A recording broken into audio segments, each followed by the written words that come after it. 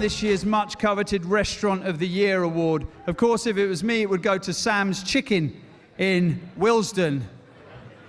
Yeah, I'm Sri Lankan. We love fried chicken and petrol stations. It's the two things we love more than anything else. Here to help us present this award is the Sky News presenter, Janat Jalil. Well, our winners this year are an enterprising family who run some of the capital's most famous restaurants. Their flagship restaurant has become a national institution and has revived an interest in authentic Indian cooking like never before.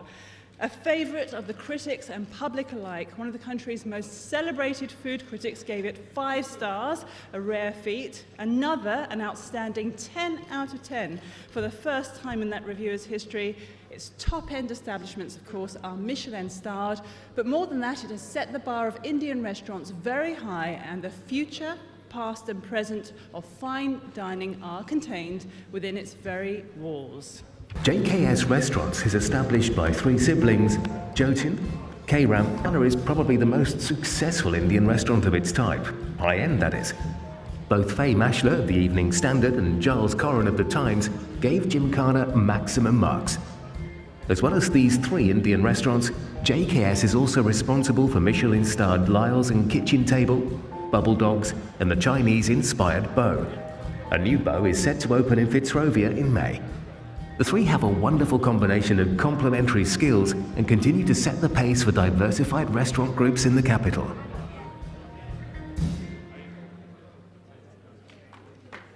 Karam and Sudaina, please stay on this stage. Well done. Well done. Now, firstly, I've got to ask you the question. Are Asians the worst tippers? Asians are actually very good tippers. If you treat them right and treat them as if they're eating in your home, they're actually very, very friendly and generous. Great.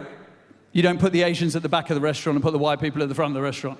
Always mixed and always very communal in the restaurants. Well, I'm glad to hear that. Now, you create a huge buzz around your restaurants. How do you do that? 3-month waiting list for Gymkhana. Well, the food says everything, I think. You don't need to do much. There you go.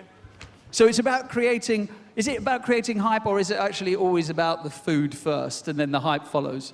I think out of all, we've got 7 restaurants now in London. Food comes first, maintaining the consistency of the food, accessibility, so you can come to Gymkhana, you can eat for £15 a head, or have a full blowout and spend £150 a head. So I think all the restaurants suit all sections of the market, and it's important to kind of promote your restaurants in the press, pre-launch and then post-launch, and obviously the critical reviews really help as well.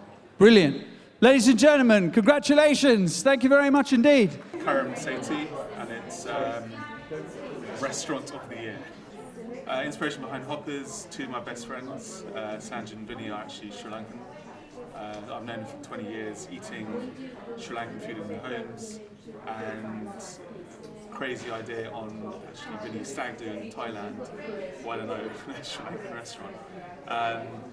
We had done Indian already with Trishna and Gymkhana, and we're always looking to get into the kind of casual end of kind of ethnic food market.